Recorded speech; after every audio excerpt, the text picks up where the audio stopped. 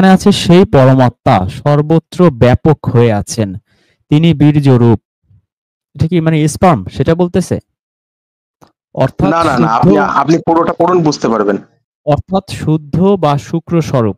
তিনি অকায়, অর্থাৎ প্রাকৃত শরীরবিহীন বা নিরাকার।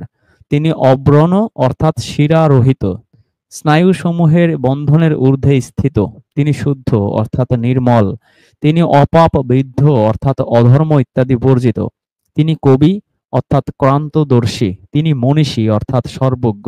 তিনি পরিভূ, অর্থাৎ পরিতোপ ব্যাপ্ত, সকলের উপর্যুপরি বর্তমান এবং স্বয়ম্ভূ, অর্থাৎ স্বয়ং জায়মান, অর্থাৎ নিজেকে নিজেই সৃষ্টিকরণশীল।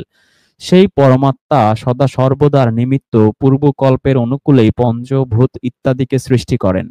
এইরকম পরব্রহ্মকে জ্ঞাতশালী জন্যই তাকে, অর্থাৎ ব্রহ্মকে প্রাপ্ত হন। যে একমাত্রানং পশ্যতি স ঈদৃশং ব্রহ্ম পর্যগাত পরিগচ্ছতি প্রাণোতি। পরেরটা পড়বো? হ্যাঁ, এইটা এইটা কি আপনি বুঝতে পেরেছেন বিষয়টা? না, ভালো বুঝি নাই। এই নয় নম্বরে, এইখানে আর নয় কি। নম্বরটাও, নয় নম্বরটাও পড়ি। সেই ব্যক্তি আচ্ছা, প্রগাঢ় অন্ধকারময় যোনিকে, অর্থাৎ জন্মপ্রাপ্ত হয়ে থাকে।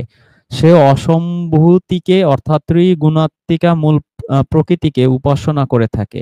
যে ব্যক্তি সম্ভূতিকে, অর্থাৎ স্থল প্রবঞ্চকে বা স্থল জগৎকেই পরমার্থ জ্ঞানে উপাসনা করে, তাকে আরো অধিক অন্ধকারকে প্রাপ্ত হতে হয়। ভাই বুঝতেছি না, আপনি একটু বুঝিয়ে বলেন দর্শকদের। আচ্ছা, এইখানে বলা হচ্ছে সেই পরমাত্মা সর্বত্র ব্যাপক হয়ে আছেন। হ্যাঁ, সেই পরমাত্মা বলতে কি ঈশ্বরকে বোঝানো হয়েছে, যে সব জায়গায় ব্যাপক হয়ে আছেন। মানে উনি আছেন সেরকম না, মানে উনি ব্যাপক, মানে এই যেটা বোঝানো হচ্ছে। আপনি তো পার্সোনালি আমার বিলিভের জায়গাটা জানেন আর কি। সো আমার যেটা মনে হলো আপনার এই টপিকের সঙ্গে এই আজকের এই বিষয়টা খুব যাবে, এই জন্য আমি বিষয়টা উত্থাপন করলাম। ব্যাপক হয়ে আছেন তিনি বীর্য, অর্থাৎ শুদ্ধ শুক্র স্বরূপ। হ্যাঁ, মানে এখানে পবিত্রতা অর্থে বোঝানো হয়েছে, বুঝলেন? এখানে কিন্তু স্বরূপ বলা হয়েছে, বুঝলেন? শুদ্ধ শুক্র স্বরূপ মানে এখানে পবিত্রতা অর্থে বোঝানো হয়েছে।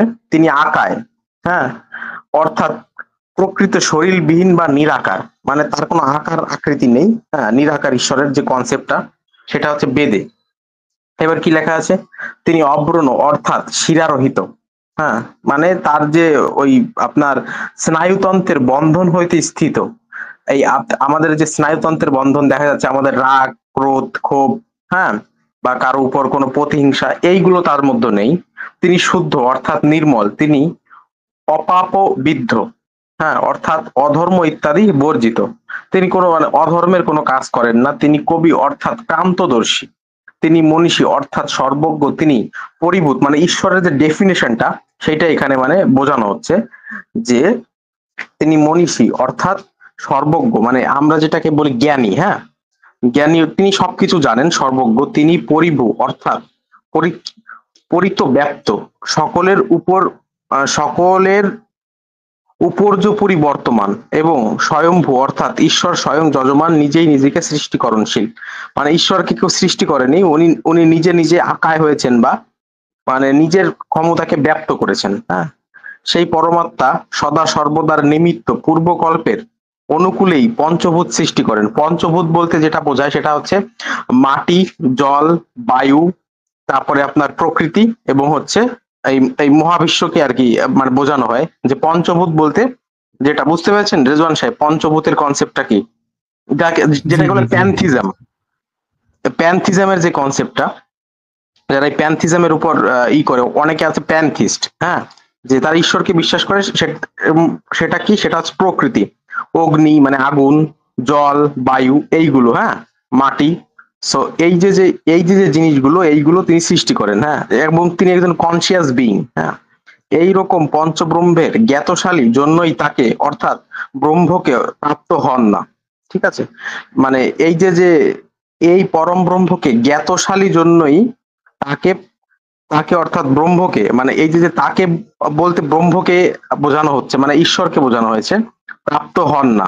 মানে এইটা লাস্টের লাইনটা, যে মানে লাস্টের লাইনটাতে এইটা বোঝানো হয়েছে, যে এই রকম পরম ব্রহ্মকে জ্ঞাতশালীর জন্যই তাকে প্রাপ্ত হন না, মানে তাকে আপনি যে দেখবেন বা ধরুন তাকে একটু ছুঁয়ে দেখবেন, এই জিনিসটা আপনি করতে পারবেন না, বা তার কোনো মূর্তি বানিয়ে পুজো করবেন এইটা আপনি করতে পারবেন না, তাহলে আপনি ঈশ্বর প্রাপ্তি হবে না, এইটা বোঝানো হয়েছে। তাহলে এই ঈশ্বরকে নষ্ট করলো কারা? এই ঈশ্বরকে নষ্ট করেছে এই এই পৌরাণিকরা।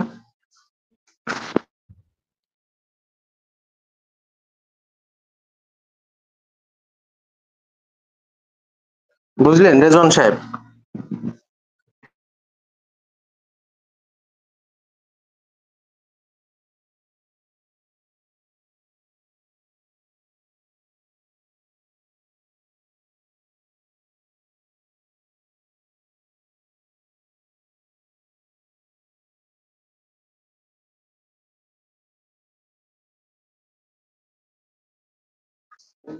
ইমাম মাহাদি, আপনি শুনতে পারেন আমাকে? জি, শুনতে পাচ্ছি। রেজওয়ান ভাই মেবি নেটের সমস্যার কারণে চলে গেছে বা উনি আবার হয়তো ফিরবে। বিষয় না। তো আমি ব্যক্তিগতভাবে আপনার স্ট্যান্ডটা জানি না বা আপনার রিলিজিয়াস যে বিলিভ সেটাও আমি জানি না। তো এজন্য আমি আসলে কি আলোচনা করব বুঝতে পারছি না। তবে এটুকু বুঝতে পারছি আপনি মেবি একেশ্বরবাদী, তাই তো? নট মানে বিষয়টা এমন না। আমি আমি আপনাকে কনসেপ্টটা ক্লিয়ার করছি, একটুখানি অপেক্ষা করুন, আমি 1 মিনিট ব্যস্ত হয়ে পড়ছি। আপনি একটু দর্শকদের উদ্দেশ্যে কথা বলুন, আমি 1 মিনিট পর কথা বলি। ওকে, থ্যাংক ইউ। আমাদের সাথে আছেন পিন্টু সাহিব ভাই। আসসালামু আলাইকুম। ভাই কেমন আছেন? সালামু আলাইকুম। ভালো আছি ভাইয়া, আপনি ভালো আছেন? জি, আলহামদুলিল্লাহ আমিও ভালো আছি। আচ্ছা। আমি শুনতেছি ভাই। আচ্ছা, শুনতেছেন। এই মুহূর্তে রেজওয়ান ভাই নাই। তো হ্যাঁ, দেখলাম আহ, রিজন ভাই এই চলে মুহূর্তে গেলেন রেজওয়ান আর ভাই কি, নাই। মানে কিছু প্রবলেম হয়েছে। সেইটাই। উনি মনে হয় মেবি কোনো একটা ইয়েতে চলে গেছে।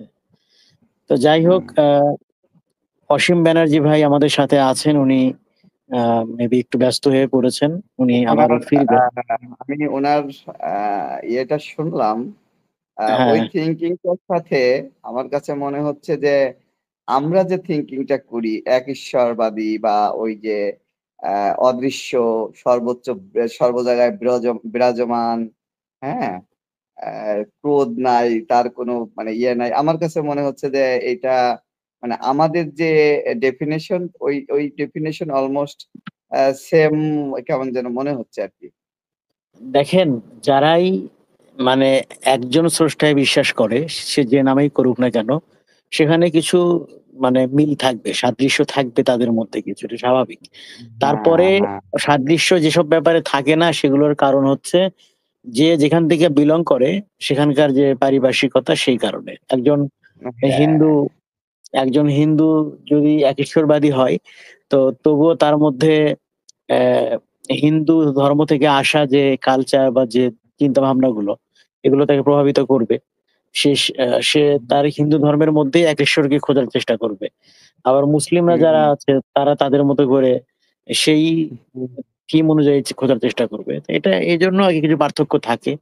কিন্তু হুম, মূলত হুম, হুম, এক ঈশ্বরকে বিশ্বাস করা মানে এক সৃষ্টিকর্তায় বিশ্বাস করা এবং একই সাথে অন্য কোনো ওসিলা মাধ্যমকে স্বীকার না করা। আর ওই যে আমিলুস সলিহা, কর্মকে সংশোধন করা। এটাই তো আসলে মেইন ব্যাপার, তাই আসলে না? ঠিক। জি, জি, জি, এটাই তো এটাই মেইন মূল ব্যাপার। ব্যাপার। তো এটাও যখন আমার কাছে হচ্ছে মনে হয়েছে, এবং এইটা নিয়ে আমি আমি তো একটা সেনকে পরিচয় দিয়েছিলাম, আমি একটা ব্যাংকের ম্যানেজার, প্রাইভেট ব্যাংকের। আমি আমার আচ্ছা, বিভিন্ন কলিগদের নিয়ে আমি কথা বলি। হুম। তো সেনকে একজন বলে ফেলে, স্যার মনে হয় ওয়ানলি কোরআনে বিশ্বাস করতেছেন নাকি? হ্যাঁ, আ আমি স্যার ভাই, আমি ভাই এক মানে ওয়ানলি কোরআন না, আমি খালি বলতেছি আমি অবশ্যই হাদিস মানবো, যেটা আমার কোরআন পুষ্টি পাথর, এইটার সাথে যেটা মেলবে সেটা আমি মানবো, যেটা মিলবে না সেটা মানবো না। মানে আপনি কি বলছেন যে আপনি হাদিস মানবেন কোরআনের সাথে মিললে? যদি যেটা কোরআনের সাথে মেলে, হ্যাঁ, কোরআনের সাথে যেটা মিলবে বা কোরআন, আমি কোরআনকে কুষ্টি পাথর হিসাবে ধরবো, ঠিক আছে? হুম। হ্যাঁ, না দেখেন, আর এইভাবে কোরআনের এইভাবে যদি আপনি চিন্তা করেন তাহলে আসলে আমি যেটা বলতে চাই যে আহ, আপনি যখন হাদিসকে সহায়ক হিসেবে ধরবেন তখন আপনি মেনেই নিচ্ছেন যে কোরআনের ব্যাখ্যা হাদিস এবং না না এটা না এইটা না, আমি এইটা মিন করি নাই।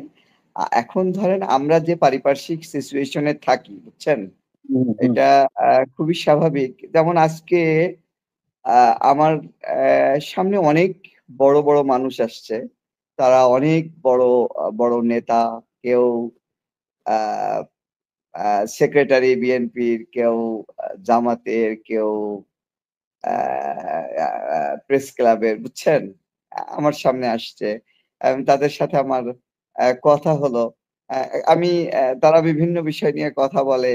হ্যাঁ, আমি তো আসলে আমরা তো এমন একটা জায়গায় চাকরি করি যেগুলা শুধু আমরা শুনে সেইগুলা হজম করতে হয়, আমাদের আসলে মুখ দিয়ে বের করার সুযোগ থাকে না। হ্যাঁ, এটা সত্য। তা আমাকে তো কি বুঝতে বটেই। পারছেন ইমাম মেহেদী ভাই? হ্যাঁ, আমি বুঝতে পারছি যে ওখানে তো আসলেও বলার সুযোগ নাই। আপনি কেন কি বলবেন? এক্সাক্টলি। হ্যাঁ, হ্যাঁ, ইয়েস, ইয়েস।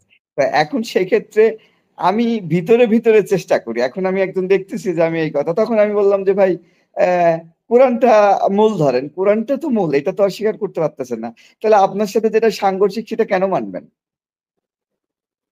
হ্যাঁ, এটা একটা হ্যাঁ, পয়েন্ট। আহ আমি এইটাকে বলতেছি। যে যেটা বলে সাংঘর্ষিক কিছু নাই। আমি সাংঘর্ষিক কিছু নাই সেটা আপনি কোরআনটাকে ভালো করে পড়লেই বুঝতে পারবেন। কোরআনটা বুঝে পড়া জিনিস, কোরআনটাকে চিন্তা করার জিনিস, চিন্তা ভাবনা, এবং কোরআনে এটা বলা আছে যে তারা কি চিন্তা ভাবনা করে না কোরআন নিয়ে? বলছে হ্যাঁ, হ্যাঁ, এটা আছে। তাহলে আপনারা চিন্তা ভাবনা করেন না, আপনারা ওখানে সহজ পাইছেন। উনারা যা বলে দিছে সেটাই মানতে হবে। এটা তেমন কোনো কথা না। ঠিক আছে? আচ্ছা।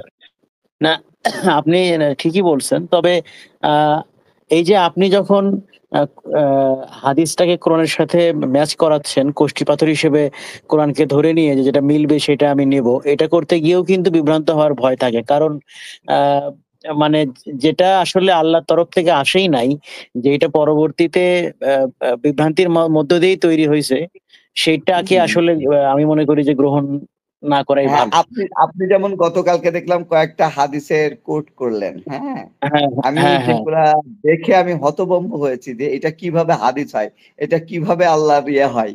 হ্যাঁ, মানে ওই যে কি বলে? আল্লাহ রাসূলের উপর কি দেয় যেন? ওহী হয়। আমি ওই, সেটা ওই নিয়েই হ্যাঁ। আসলে হতভম্ব হয়েছি, হ্যাঁ? আসলে সেইটা না। আমি মানে এইটাকে আমি তো ভাই প্র্যাকটিসিং মুসলিমও না। মানে আমি মুসলমান নামে। আমি নামাজও পড়ি না, আমি ইয়েও করি না। কিন্তু আমি নিজের বিবেক দ্বারা পরিচালিত হই সবসময়ই। ঠিক আছে? মানে যাক মুসলিম আপনি বাবা। হচ্ছে হ্যাঁ, আপনি সৃষ্টি এক আল্লাহতে বিশ্বাস করেন তো, তাই তো? অবশ্যই এটা তো মানে কোনো সুযোগ নাই অস্বীকার করার। এবং আপনি আপনি হচ্ছে ব্যা কারো ক্ষতি করার চেষ্টা করেন না তো, তাই তো? অবশ্যই না, এবং আমি আমার জ্ঞাতসারে চেষ্টা করি। কারোর উপকার করতে না পারলেও ক্ষতি তাহলে করি না। আপনি অবশ্যই প্র্যাকটিসিং মুসলিম। ওই সেন্সে প্র্যাকটিসিং মুসলিম। না, সেন্স তো এইটাই, ইয়ে সেন্স এইটাই। হ্যাঁ, আপনি হ্যাঁ। এক আল্লাহকে বিশ্বাস করবেন এবং আপনার দ্বারা এট লিস্ট কারো ক্ষতি হবে না। কারো উপকার করতে পারেন বা না পারেন, বা আমার ক্ষেত্রেও সেটা। কারো উপকার হুম, করতে পারি বা না পারি, আ আমার দ্বারা কারো ক্ষতি হবে না। এই কনসার্ন করতে টা আমার হবে না। মধ্যে যদি সবসময় থাকে এবং এক হুম। আল্লায় বিশ্বাস থাকি এবং আল্লাহর নিয়ামতগুলোকে স্বীকার করি, শুকরিয়া করি এবং মানবিকভাবে চলি। এটাই তো হচ্ছে হ্যাঁ, প্র্যাকটিসিং মুসলিমের পরিচয় এই বা এই সাইন। হ্যাঁ, এখন এটাই বুঝতেছি। মানে এখন আপনাদের সাথে এখানে গিয়ে এখন আমি বুঝতেছি যে এটাই আসলে এই যে যারা এখন ওই যে নামাজ, রোজা এইগুলা আসলে তো আমি যা বুঝছি আমার এমনে তো আর এইদিকে আসি নাই। আপনাদের সাথে এমনে তো আর আমার কমিউনিকেশন হয় নাই। আমার থিংকিং এর সাথে অনেক থিংকিং এ হ্যাঁ, মেলে নাই বিধায় তো ওই থিংকিং এখানে। গুলো মেলে বলে আসছেন। এটা বোঝাই যাচ্ছে। হ্যাঁ।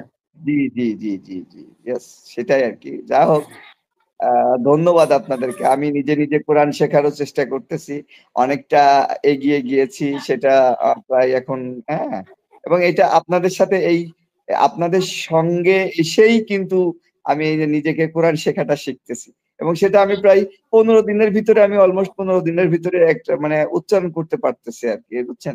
এটা আপনাদেরকে ধন্যবাদ যে আপনাদের দ্বারা আমি অনুপ্রাণিত হয়েছি। আমাকে যে হ্যাঁ, অনুপ্রেরণা দিয়েছে, আমি গতদিনও বলেছিলাম। সেই লোক কিন্তু আমাকে এই কথাটাই বলেছিল যে, "ভাই, আপনি কোরআনটা জানার চেষ্টা পড়ার চেষ্টা করেন, দেখবেন আল্লাহ আপনাকে শেখায় দিবে।" সেটাই। আর হচ্ছে মানে আপনি বললেন ওইদিন যে আপনি আপনার ফ্যামিলিকে মনে হয় সারপ্রাইজও দিয়েছেন। কোরআন পড়তে পারেন এটা দিয়ে। হ্যাঁ, মনে হ্যাঁ, আছে? হ্যাঁ, তো হ্যাঁ, এখন কথা হচ্ছে যে যদি ওইটা আপনার কাছে প্রেশার হয়ে যায় যে কোরআন আরবিতে পড়তে পারা শেখাটা যদি প্রেশার মনে হয় তাহলে আসলে ওটা তো খুব জরুরি না। জরুরিটা হচ্ছে বাংলাটাকে বোঝা। আর এক্ষেত্রে আপনাকে অবশ্যই। আরো হেল্প করতে পারে হচ্ছে তাসকিয়া নফসের যে ওয়েবসাইটে যে অনুবাদগুলো এটাও এখন আমি আসতেছে। এটাও এটাও আমি দেখতেছি এবং এটাই আমি, তবে এটার সবচেয়ে মজার কাহিনী আমি বলি। ইয়া ভাই, ইমাম মেহেদী ভাই, তাই তো? হ্যাঁ, আমি হ্যাঁ। নিজে নিজে পড়ে যতটুকু না বুঝতে পারি, বুঝছেন, এই যে কয়েকদিন আমি দেখলাম যে ওই যে সূরা আল ইমরানের যে ইয়েগুলা পড়ে পড়ে আমাদের রেজওয়ান ভাই শোনাচ্ছিল, এই এবং উদাহরণ বিভিন্ন সময় উদাহরণ দিচ্ছিল বা সে যেভাবে পড়ে বিষয়টা জানাচ্ছিল, এটা দেখলাম খুবই ফ্রুটফুল একটা বিষয়। হ্যাঁ, আর যেটা আমি নিজে পড়ে কিন্তু অতটা বুঝতেছি না, কিন্তু ওনার কথা যখন আমি শুনতেছি, হ্যাঁ ঠিকই তো, বুঝছেন, এটা একটা কিন্তু একটা প্লাস পয়েন্ট আর কি, এবং এটা একটা খুব ভালো উদ্যোগ আমার কাছে মনে হয়েছে।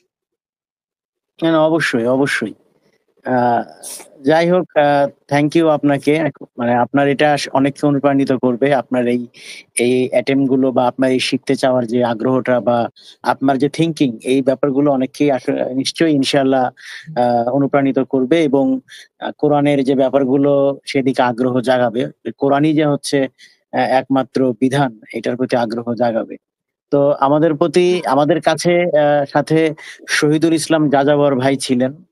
আরেকজন কে ছিলেন নাম দেখতে হুমায়ুন আ ভাই জি, বোধহয় কি আমি হামিদুর আমি রহমান এখনো ছিলেন। আছি। আচ্ছা, এখনো আছেন যাযাবর আমি ভাই। এখনো আছি। জি, কেমন আছেন আপনি? জি, আমি ভালো আছি। আপনি কেমন আছেন ইমাম মেহেদী ভাই? আলহামদুলিল্লাহ আমিও ভালো আছি। আমরা আ রেজওয়ান ভাইকে মিস করতেছি। উনি এবং বারবারই আমি দেখতেছি উনি আসলো কিনা।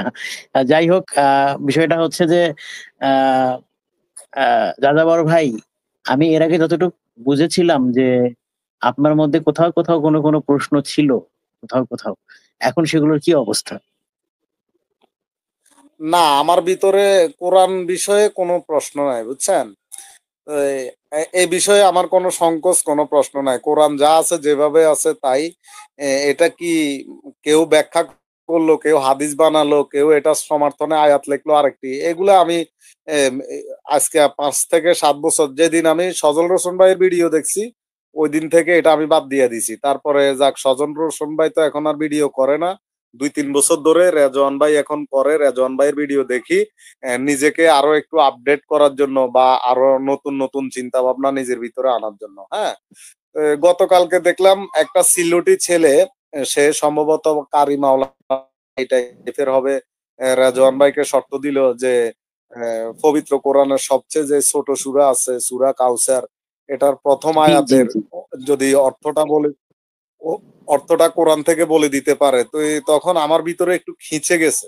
মানে আমি একটু মানে ভয় পেয়ে গেছিলাম যে সে হয়তো এমন বড় কিছু অবতরণ করে নিয়ে আসছে।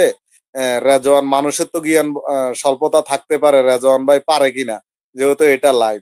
এখন আমি দেখলাম যে রেজওয়ান ভাই শুধু পারে, এটার তো একটা প্রশ্নের একটা উত্তর দিব, তবে তিনি ৬০টা উত্তর ১৬০টা উত্তর রেডি করে রেখে ২০টার মতো উত্তর দিলেন। দেওয়ার পরে দিয়ে ওই ছেলেটা বলল যে আপনি এগুলা নিলেন কেন, হ্যান ত্যান। কিন্তু সে বলছে ওয়াদা করছিল সে যদি উত্তর দিতে পারে রেজওয়ান ভাই তাহলে সে আহলে কোরআন হবে।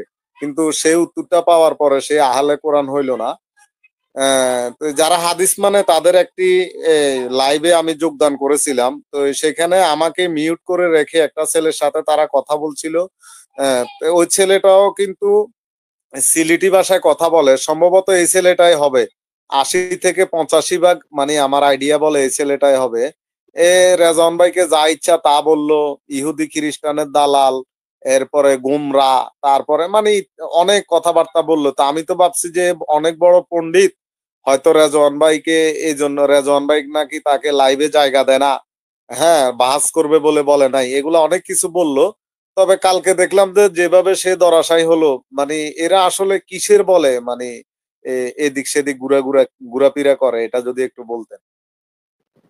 দেখেন, এখানে বিষয়টা হচ্ছে যে তারা ঘোরাফেরা যে করে এটা অনেকটা আ আপনার আপনার পেছনে আপনার পালিত ছাগলও তো ঘোরাফেরা করে। মানে সে আপনাকে জাস্ট ফলো করে।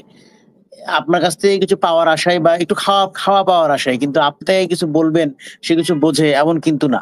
তো এখানে হয়েছে কি যে এই যে কালকে যিনি আসছিলেন, শুধু উনি না, বড়, বড় যাদেরকে আমরা বা ওলামা মাশায়েখ বলে জানি, বড়, বড় বাংলাদেশের যারা বড়, বড় আলেম যাদেরকে আমরা বলি, জানি। তো তারাও তাদের কাছেও অস্ত্রগুলো সেম। তাদের সবার অস্ত্র সেম এবং তারা জানে যে আমাদের অস্ত্র কি এবং এই অস্ত্রগুলোকে কিভাবে প্রতিহত করা হবে। এইজন্যই তারা বাহাসে আসতে চায় না। আ এই যে বাহাসে আসতে চায় না, কারণ এই যে কালকে যিনি আসছিলেন তিনি যেমন আনসার দেওয়ার পরেও এতগুলো আ মানে সোর্স থেকে উত্তর দেওয়ার পরেও তিনি আবার অন্য একটা প্রশ্ন অবতারণা করলেন। উনি বুঝতে পেরেছেন যে এমনি তো উত্তর দিয়ে ফেলেছেন। এখন আমি তো হেরে যাচ্ছি বা আমি তো ব্যাস মানে এটা মেনে নিয়ে আমাকে ২য় প্রশ্নে যেতে হচ্ছে। তখন উনি হচ্ছে এটাকে অন্যভাবে উপস্থাপন করার চেষ্টা করলেন। তো অন্য যারা আসবেন তাদের অস্ত্রও সেম, এজন্য তারা আসতে চায় না। এবং তারা জানে যে আমরা যদি তাদের সাথে সরাসরি word to word, sentence to sentence, point to point কথা বলি, তাহলে আমরা পারব না। এটা জানে। আর এরা ঘুরে বেড়ায় কেন এগুলো নিয়ে এখনো আছে? কারণ তার একটা বড় কজ হচ্ছে ব্যবসা, বিজনেস। আমি যেটা মনে করি। যে দেখেন, আ বেশিরভাগই হচ্ছে এই যে মানুষের এই আবেগের ব্যাপারটা, ধর্মীয় আবেগকে কাজে লাগিয়ে বিজনেসের ব্যাপারটাকে, বিজনেস থেকে ফায়দা লুটতে চায়। এইজন্য তারা আ সঠিক যে ব্যাপারগুলো এগুলো জেনেও আপনাকে ঘুরাবে, পেঁচাবে বা আপনার সাথে বৃথা তর্ক করবে। আর কিছু আছে আপনার এদের ভক্ত। তারা ব্রেইন খাটায় না, বুদ্ধি খাটায় না। এদের ব্যবসার চিন্তা হয়তোবা নাই। কিন্তু এরা হচ্ছে এই হুজুরদের শেখানো বা তাদের তাদের যে ওস্তাদ আছে তাদের শেখানো তরিকায় তারা বেহেশত পেতে চায়। সেটাকেই সঠিক মনে করে। সেখানে কোনো যুক্তির জায়গা নাই, লজিকের জায়গা নাই, সত্যের জায়গা নাই। ওস্তাদ যা বলছে তাই। এই ক্ষেত্রে আমি মাজারের পীরের মাধ্যমে পীরের শাফায়াতে বেহেশতে যাওয়া আর হুজুরের মাধ্যমে বেহেশতে যাওয়া, আমি এই ২ টার মধ্যে কোনো পার্থক্য পাই না। একই জিনিসই মনে হয় আমার কাছে। কারণ সেখানে যেখানে আপনার যুক্তি দিয়ে ব্যা যুক্তির কোনো গ্রহণযোগ্যতা নাই, যেখানে সত্যের গ্রহণযোগ্যতা নাই, সেখানে তো অবশ্যই আ আপনার কি আছে? সেখানে অবশ্যই আ এ মানে যেখানে সত্য বা যুক্তির গ্রহণযোগ্যতা নাই, সেখানে তো আপনি কোনো কিছু দিয়ে কুলাতে পারবেন না। তারা এটাই করবে। তারা এভাবেই তারা আগাবে। এটাই তাদের কারণ আরকি। আমি মনে করি যে এটা। এক- এখন মেহেদী ভাই, এখানে জি। আপনি যেটা বললেন যে তারা তাদের ব্যবসার উদ্দেশ্যে তারা সত্যিটাকে গোপন করে এবং তারা তাদের মন গড়া কিছু কথাবার্তা বিভিন্ন ইমাম, বিভিন্ন মানে মাযহাবের নামে তারা যেগুলা চালু করে রেখেছে, এটা তো তারা তাদের স্বার্থে করতেছে, এতে কোনো সন্দেহ নাই। তবে যারা তাদের কথাগুলা শুনে তাদেরকে খাবার দেয়, তাদেরকে টাকা দেয়, এই ব্যক্তিগুলা তো মানে দুনিয়াতে লোকসানের সম্মুখীন হইতেছে, মানে প্রতারণার শিকার হয়ে তারা লোকসান দিতেছে। আমি একজন ইমাম সাহেবকে আমি বললাম যে আপনি যত কথাই বলেন, আমাদের সৃষ্টিকর্তা তো দান করার জন্য কয়েকটি অ্যাকাউন্ট আমাদেরকে দিয়ে দিয়েছে, যেটা হচ্ছে প্রথমত এতিম, তারপরে দরিদ্র, অসহায়, প্রতিবেশী, আত্মীয় স্বজন, এদের কথা বলা আছে। এখন আপনি আমাদের এলাকায় যে ৩ বেলা খাবার গ্রহণ করেন আমাদের এলাকায় ধনী ব্যক্তিদের থেকে। এখন আল্লাহ যে অ্যাকাউন্ট গুলা দিয়া দিছে যে এদেরকে দান করো, এদের কোন তালিকায় আপনি আছেন? আপনি আমাকে একটু দেখান। আর যদি কোনো তালিকায় না থাকেন তাহলে কি আপনি এতিমের হক খাচ্ছেন না? আপনি দরিদ্র, অসহায় এবং পাড়া প্রতিবেশীর হক খাচ্ছেন না? উনি আর আমাকে উত্তর দিল না। উনি আমার সাথে রেগে গেল। রেগে তো যাবেই। ওখানে তো উত্তর তো উনি জানে যে উত্তর নাই। রেগে তো যাবেই। এটা তো খুবই স্বাভাবিক। কারণ আপনি সব ক্ষেত্রেই দেখবেন যে আ ধরেন যদি আপনি পলিটিক্স এর দিকে যান, একে অপরকে হত্যা করে কেন? কারণ ও জানে যে আমি ওকে হারাতে পারবো না, ওকে মারতে হবে। একইভাবে এই এরাও করে কি, যখন দেখে যে আমি যুক্তিতে পারবো না তখন রেগে যেতে হবে। কারণ রেগে গেলে একটা সিন ক্রিয়েট হচ্ছে, সিচুয়েশনটা বদলে যাচ্ছে। তখন আর ওই যে ওনাকে উত্তর দিতে হচ্ছে না। হ্যাঁ? তো এই যে ব্যাপারটা এরকম আরকি। আ মানুষের মানুষের রাগের অন্যতম একটা কারণ হচ্ছে দুর্বলতা। যখন মানুষ দুর্বল অনুভব করে তখনও মানুষ রেগে যায়। রাগ দিয়ে সেই দুর্বলতা ঢাকার চেষ্টা করে। এটা হচ্ছে এটা হলো একটা কথা। যাই হোক, হামিদুর মমিন এখন ভাই ছিলেন। আচ্ছা, হ্যাঁ, হ্যাঁ, হ্যাঁ, বলেন, বলেন। না, না বলেন, হামিদুর ভাইয়ের সাথে বলেন, আমি পরে বলতে পারবো। আচ্ছা, আচ্ছা, আচ্ছা, আচ্ছা। হামিদুর ভাইয়ের কাছে যাওয়ার আগে আমার একটা কথা ছিল।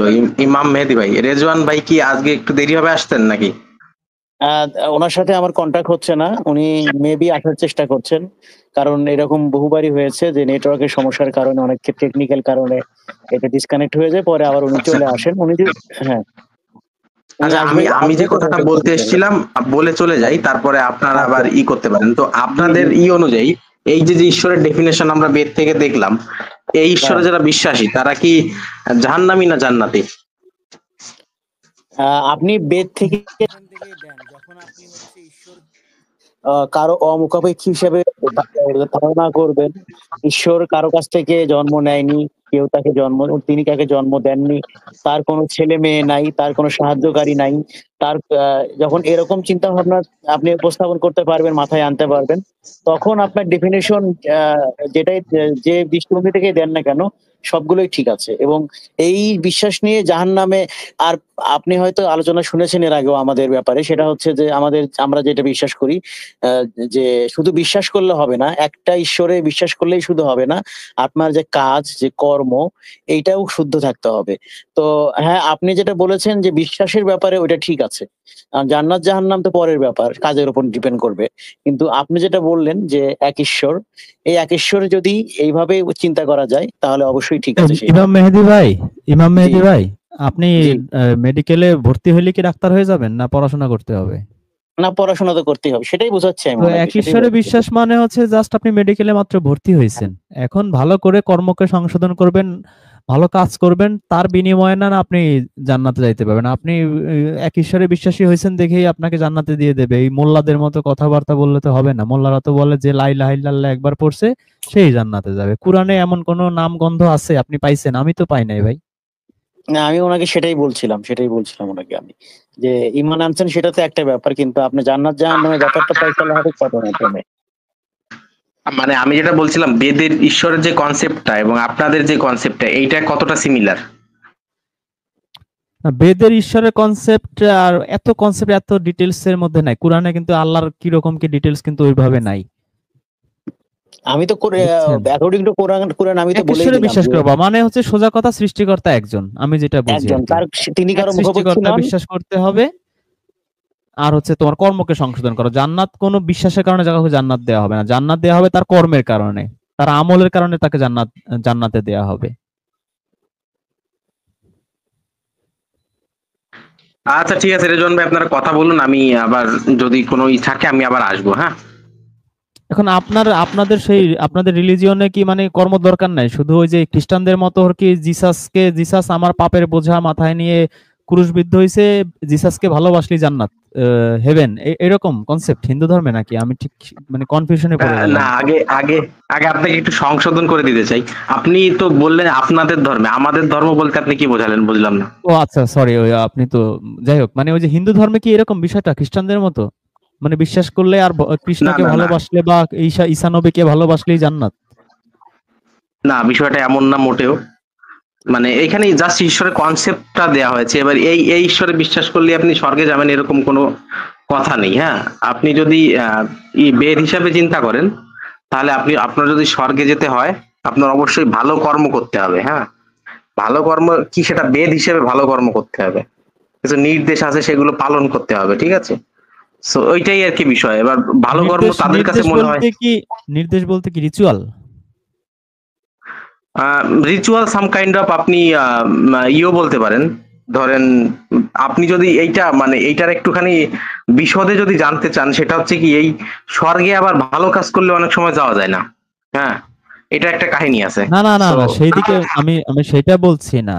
আমি বলছি যে এই ভালো কাজের যেটা ডেফিনেশন, এটার তো আর ডেফিনেশন বলতে গেলে লাগেও না, কুরআন বেদ কিছুই লাগে না। ভালো কাজ কোনটা আর মন্দ কাজ কোনটা, কুরআনে এরকম একটা কথা আছে যে ফাল হামাহা ফুজুরহা ও তাকওয়াহা, আল্লাহ সবার নফসের মধ্যেই এই ভালো কাজ আর পাপ কাজ এটার একটা ইলহাম করে দিয়ে দিয়েছে সবার, মানে যাকে বলি আমরা বাংলায় কি বলা যায়, বিবেক, আল্লাহ সবাইকে দিয়ে দিয়েছে। তো হিন্দু ধর্মে কি এরকম কিছু আছে আপনার জানা মতে? হ্যাঁ হ্যাঁ, এরকম আছে আর কি, যে অনেকে ঈশ্বরের জন্য, মানে এইটা তো দেখেন ওই ঈশ্বরের জীব সেবা শিব সেবা এরকম কিছু কিছু কথাবার্তা আছে। হ্যাঁ, সব মানে বেদে আছে বিষয়টা এমন না, অন্যান্য সেই সাথে রিচুয়ালও আছে। রিচুয়াল ফলো না করলে ভাই যে সে খুব একটা অসুবিধায় পড়বে এরকম কোনো বিষয় অন্তত বেদে নেই। হ্যাঁ, তাহলে আর সমস্যা কি? আমি তো সমস্যা দেখছি না। যদি একই কনসেপ্ট হয়ে থাকে, একেশ্বরবাদী হবে আর হচ্ছে পরকাল বিশ্বাস করবে আর হচ্ছে কর্মকে সংশোধন করবে, ভালো কাজ করবে, শেষ, জান্নাতে যাবে অ্যাকর্ডিং টু কুরআন। আচ্ছা আচ্ছা, বুঝতে পেরেছি। সো ওইটাই আর কি, আমি আপনাদের আজকের এই আলোচনাটা এইটা দেখলাম, জায়গাটা দেখলাম, ওই জন্যই আপনাকে এই ঈশ্বরের আপনার যে ডেফিনেশনটা সেটা দেখানোর জন্যই যুক্ত হয়েছিলাম মূলত, যে এটা কতটা মিল খায় আপনাদের সঙ্গে। ঠিক আছে রেজওয়ান ভাই, আজকের মতো তাহলে আসি। ভালো থাকবেন, যুক্ত করার জন্য ধন্যবাদ।